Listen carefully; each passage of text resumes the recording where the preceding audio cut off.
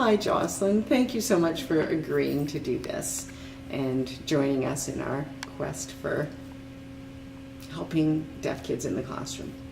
So to start with, if you want to just tell us a little bit about you and then maybe about what you did in your first part of your work life. Okay, well, I worked for 20 years in the elementary school system with deaf and hard of hearing students. I had some training in the school district to work with deaf adults before I began, and then started at a school, David Cameron Elementary, and continued to be there for 20 years. Wow. Yeah. So you worked with all K to 6 or 7, I guess? Yeah, for most of the time, and then in my last few years I worked in middle school and high school. Right. Yeah. And then your students at David Cameron, what kinds of hearing losses did they have? Oh, from profoundly deaf to hard of hearing, and all different modes of communication too. So there was some signing kids and some oral kids? Yeah, I used sign language, sign-supported speech, and then oral kids. And did you have any kids with cochlear implants? Yep, I worked with a boy that had a cochlear implant. So you've seen sort of language across the spectrum, and what would you say if you were talking to people who are just becoming EAs for the first time would be really important to know about just hearing loss in general? I felt like my job was to remove as many barriers as possible to their learning, and so physically making sure that the room had the right lighting, had good acoustics, that they were positioned in a place where they could access learning, communication, the teacher's instructions, making sure that all the assistive listening technology was working. So doing daily listening checks, troubleshooting. I think it's important to have a good relationship with the hearing clinic, the CRD audiometric technician. I think I had her on speed dial, so she would be there to help when there was something wrong, checking hearing aids, knowing about cochlear implants, and making sure that whenever there was audio-visual thing, that the captioning was on, that including the students in all the incidental learning as well, so that when there's two kids talking behind them that everyone else could hear, that I'd be conveying that to them through signing or speech or whatever, so that they could be more included in the class. Okay, so you see the role of an EA as someone who's a facilitator of communication in the classroom. To make it as easy as possible for the student to access the curriculum through whatever mode of communication they prefer. And also hearing and having access to what other kids are saying around them. So important. If you're lining up to go to the gym and people are talking behind you, the other kids are hearing, I always want to make sure that they have access to that. Jokes that are being told, maybe a kid's getting in trouble on the other side of the room and everybody can hear it. They love to be in on that, what's being said, and just to make it as inclusive as possible. A lot of the learning is not just what the teacher's saying, it's what's happening, and so that they can also put their hand up and make comments and be part of discussions. So that the academic part of the child's learning is a huge component for a teaching assistant or a communication facilitator in the classroom. What about the social, emotional part? How did you fit your role into that part of the child's development at school? Or did you see yourself as part of that? Yes, and I think it's just really facilitating communication with their peers as much as possible. Inside the classroom and also probably outside. at recess Yeah. and lunch and Yeah, just making sure that they're part of the skipping games, knowing what the rhythm is so that they can join in, having fun outside, inside, during lunchtime too, because that's when the kids are just laid back and talking, and the deaf kid will just sit at their desk and eat their lunch, and they're missing out on so much the social. Mhm. So I saw that as a big part of my job. And what about field trips? Field trips, Mhm. totally the same thing, just sitting on the bus going to the field trip, making sure that they know what the song is about or what people are talking about, and then when you get there, working, and I think it's really good to work in small groups, to, like if it's a trip to the museum, making sure that they can ask questions and have time to look and read, and Also understand what the other kids are saying. yeah. Mm-hmm. And sometimes on those bus trips, that's where they learn a lot of their missed incidental learning. Mm-hmm. They see things for the first time that they've never seen, or they didn't know what it was, if you're pointing it out along the way. Yeah, making sense of it.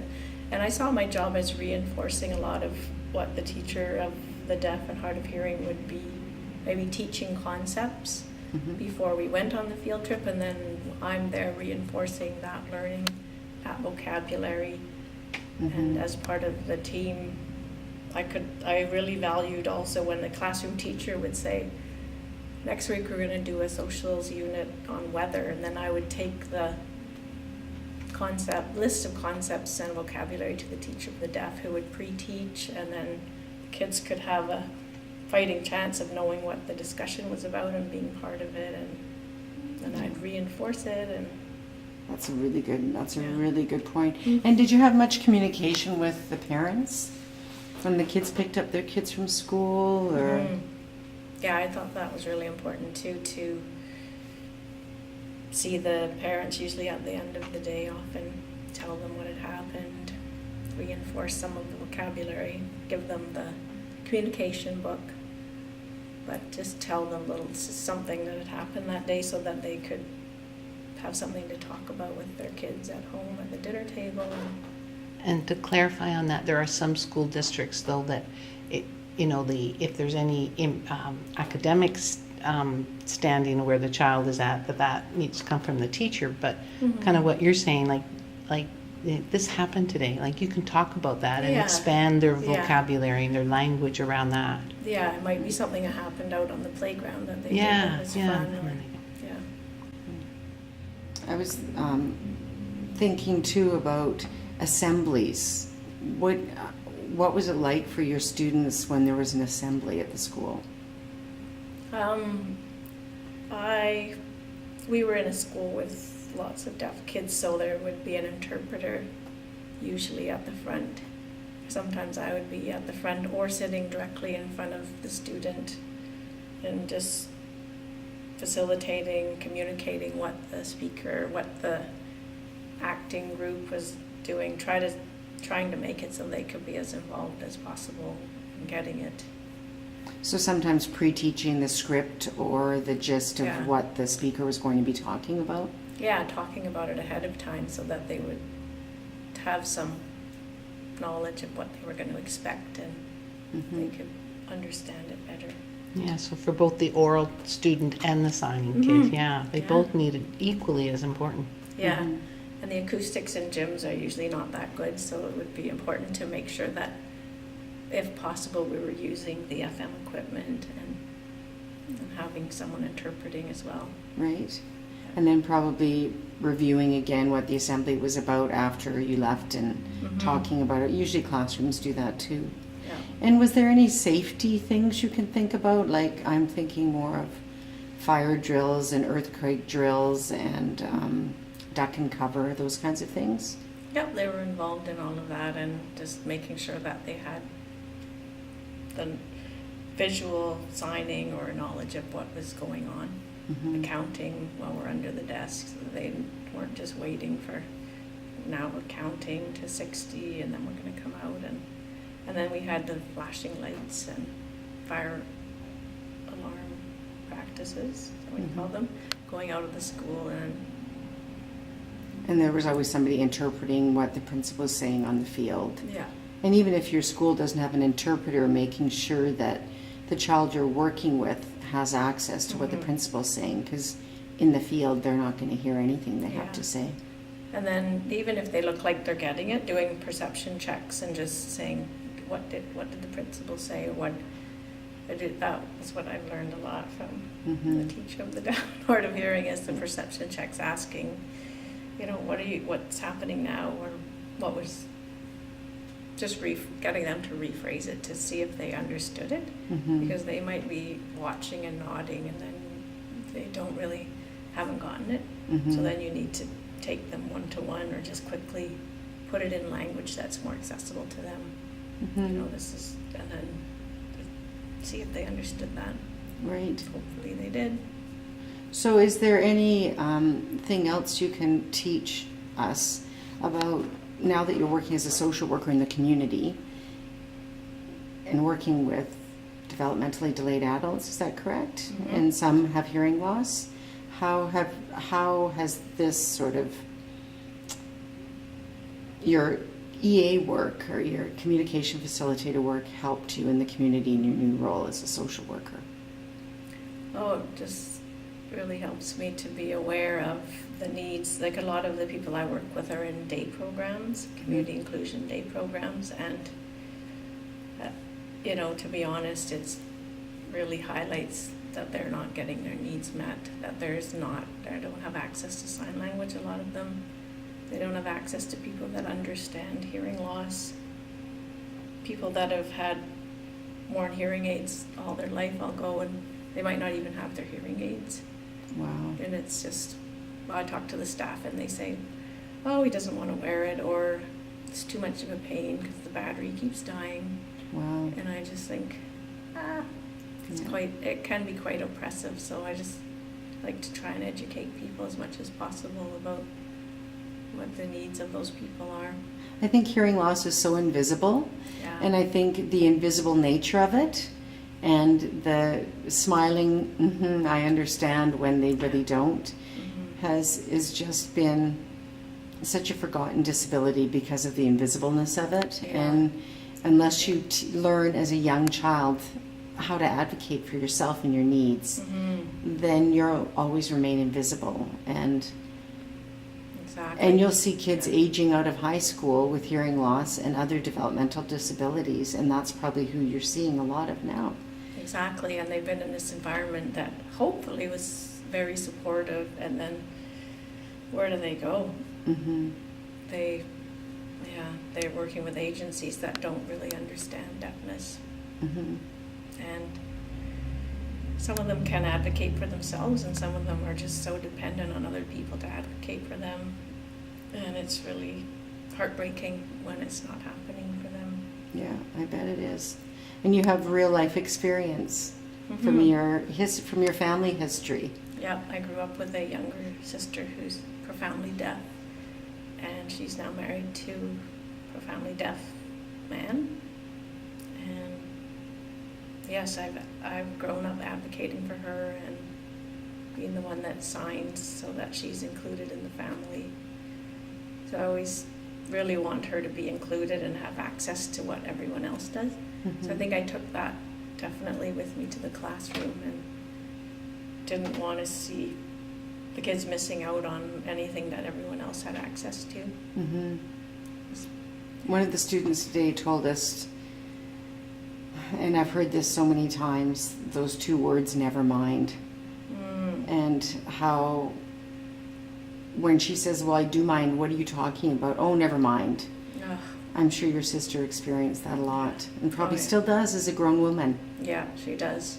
I Yeah. see it even within my family sometimes, because it's a lot of extra work to take the time to say it again and say it a different way so that she understands it. And you don't get a lot of dinner eaten when you're interpreting the whole time, but Yeah. I just feel like that's just a role I've taken on, and it makes me feel good to make sure that she's included.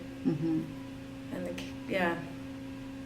I think that that's a big part of the EA's job too, is to advocate, to teach the classroom teacher if there's no deaf and teacher of the deaf and hard of hearing to be there teaching them about hearing loss. That is partly my job, to give them articles, tell them about any opportunities to learn more. Maybe bring a deaf adult role model into the classroom so they can see and hear it from there, or older students, as you often did, have a panel of students talking to the new teachers. Once you've got a teacher that's had deaf students, it's different, but when they're new, sometimes they resist using the FM because they don't like the feeling of it or whatever, or I don't want to wear that, they don't need that. Well, actually they do need that, and if you take that away, that's oppressive, because then they don't have, it's their right to have access to instruction like all the other students. I remember one teacher who wouldn't use closed captioning because he didn't like it. It was in high school with Dallin. Wow. They were going to watch, it was a social studies class, and they were watching The Boy in the Striped Pajamas, I think it was called that. And just as he started, I said, have you got the closed caption on? And he's like, I don't like it. I find it really disruptive. And of course, I just said that it has to be on. And he said, well, I don't think the students, the students, one guy said, no, I don't like it. I like watching TV with the closed captioning on. I said, well, that's too bad, because he has the right.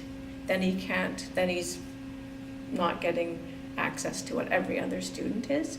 And then later I explained to him, it's not only him, but what about the foreign exchange students, the German students? The students, maybe there's people with undiagnosed hearing loss in there. The auditory verbal processing kids, or the learning disabled kids. Yeah, it's going to help not just this one student, and so you're going to see the words along the bottom. I'm just so used to that I can't imagine that being a bad thing. But in that instance, I had to, because that student was like, it's okay, I'll just watch it. Well, no, you're going to miss all of it. So I had to advocate, and I feel like I had to be a strong advocate at times when teachers just didn't get it.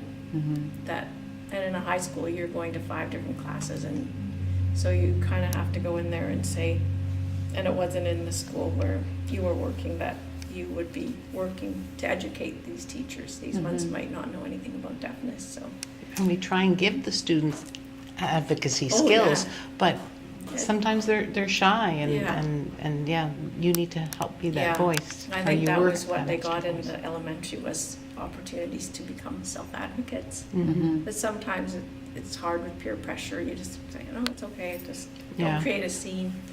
I tried not to, but there were certain things where I'm not going to back down on that. That was the hill you die on. Yeah.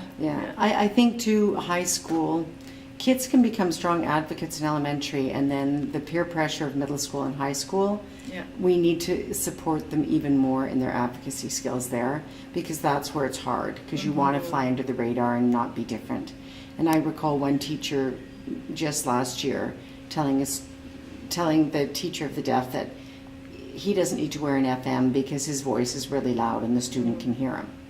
Well, he has no understanding at all of what it's like for that student. And it's just really important that we advocate all the time and help the kids learn how to advocate for themselves. This has been great. I hope so.